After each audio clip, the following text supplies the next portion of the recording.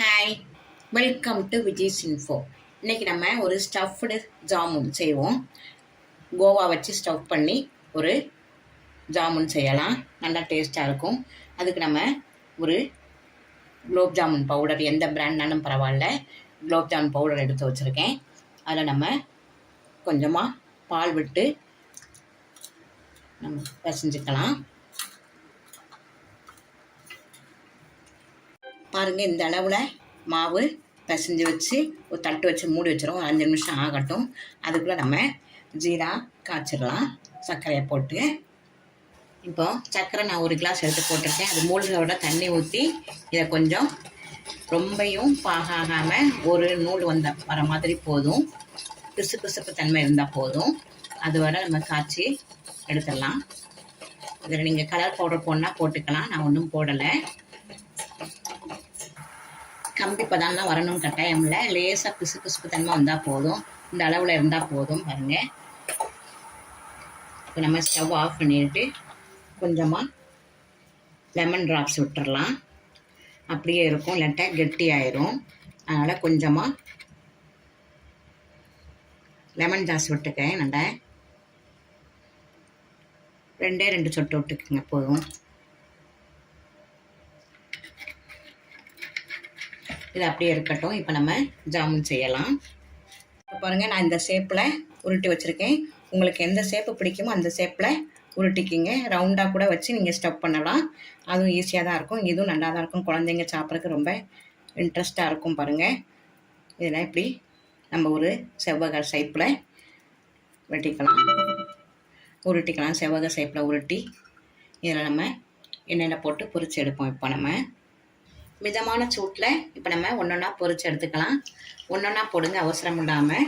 கொஞ்சம் பெருசாக இருக்கிறதுனால ஒன்றொன்னா போட்டு எடுத்துக்கலாம். நல்ல 2 பக்கமும் இந்த கலரில் வந்த பிறகு இப்போ நம்ம எடுத்துடலாம்.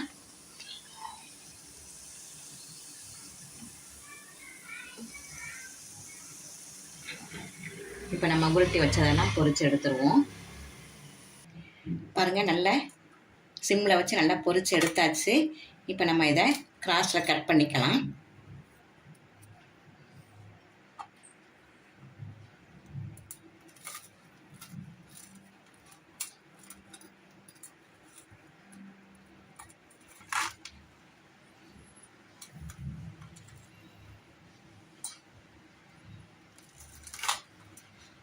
இப்படி 2 கட் பண்ணிக்கோங்க.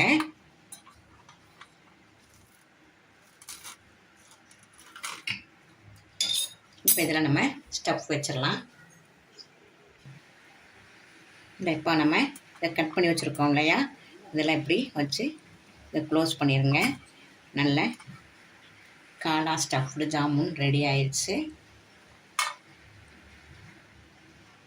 இப்போ நம்ம எடுத்து வச்சுருக்கிற கோவாவை இப்படி வச்சு க்ளோஸ் பண்ணிட்டோம்னா ஸ்டஃப்டு கோவா செமையாக நல்லா ரெடி ஆயிடுச்சு. பாருங்கள்,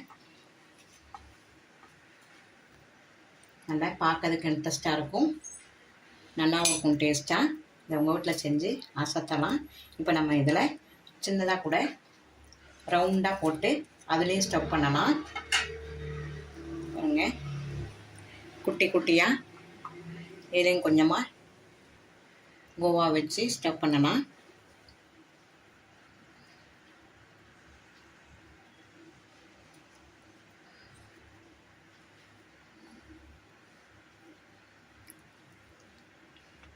அசத்தலான காலா ஜாமுன் ரெடி ஆயிடுச்சு. பாருங்கள்,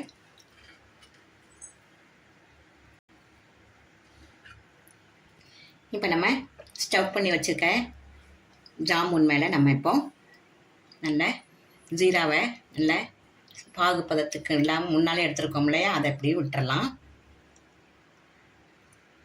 லேசாக பிசு பிசுப்பு தன்மை வந்தால் போதும்.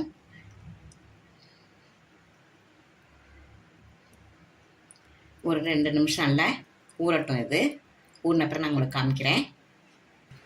பாருங்கள், காலா ஸ்டஃப்டு ஜாமுன் ரெடி ஆயிடுச்சு.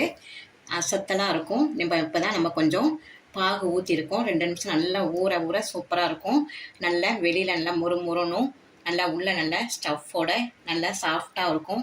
இப்படி கூட நீங்கள் கட் பண்ணலாம். இதை நீங்கள் எந்த சைஸில் வேணுனாலும் உருட்டி போட்டுக்கலாம். ரவுண்டாக வேணாலும் ரவுண்டு போடலாம், சதுரமானாலும் சதுரம் போடலாம். உங்கள் இஷ்டத்துக்கு நீங்கள் எந்த ஷேப்னாலும் கட் பண்ணி அதில் ஸ்டஃப் வைக்கலாம். இதிலே நல்லா முந்திரி பருப்பெல்லாம் போட்டாலும் நல்லாயிருக்கும். பாதாம் பிஸ்தா எல்லாம் போட்டு ஒரு ஸ்டஃப் பண்ணி வச்சா கூட ரொம்ப டேஸ்ட்டாகவும் இருக்கும், நல்லாவும் இருக்கும். இந்த ரெசிபி உங்களுக்கு பிடிச்சிருந்ததுன்னா லைக் பண்ணுங்கள், ஷேர் பண்ணுங்கள், சப்ஸ்கிரைப் பண்ணுங்கள், பெல் ஐக்கானை தட்டி விடுங்க. மற்றும் ஒரு நல்ல ரெசிபியுடன் உங்களை சந்திக்கிறேன். பாய்.